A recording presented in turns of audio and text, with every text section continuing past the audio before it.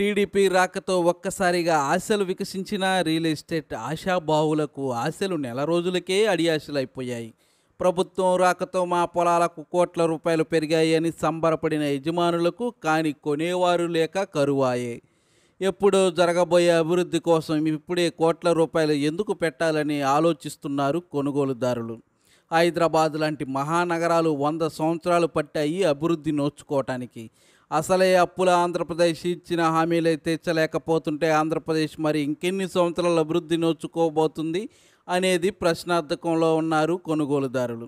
2014-2019 మధ్యలో ఉన్న రేట్లు వస్తాయని ఉరుకులు పెట్టి అలసిపోయిన యజమానులు, రియల్ ఎస్టేట్ వ్యాపారస్తులు 2019-2024 మధ్యలో 30 లక్షల నుంచి 50 లక్షల వరకు ఉన్న ఎకరం పొలం ఇప్పుడు టీడీపీ రాకతో 2 కోట్ల నుంచి 3 కోట్లు అంటూ ఒక్కసారిగా ఉవ్వెత్తున ఎగసిపడిన పొలం యజమానులు, వారి ఆశలపై నీళ్లు చల్లిన కొనుగోలుదారులు.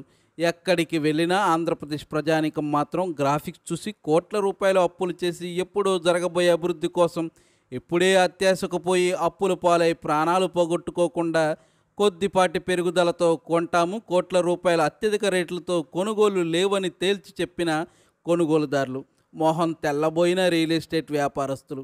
మరోవైపు రియల్ ఎస్టేట్ వ్యాపారాన్ని వేగంగా తీసుకువెళ్లాలని అక్కడ ₹1 ఇక్కడ 4 కోట్లు అంటూ కొనుగోళ్లు జరుగుతున్నాయని ఓదర దుంపుడు మాటలతో చేస్తున్నా ఎవరూ ధైర్యం చేయటం లేదు. గత ప్రభుత్వం రియల్ ఎస్టేట్ వ్యాపారంలో ఏ విధంగా సతికిల పడిందో ప్రతి ప్రజానీకం అనుభవించారు. రానున్న రోజులు మళ్ళీ అలాంటి పరిస్థితులు వస్తే ఇప్పుడు కోట్ల రూపాయలు పెడితే ఆత్మహత్య శరణ్యం అంటున్న కొనుగోలుదారులు.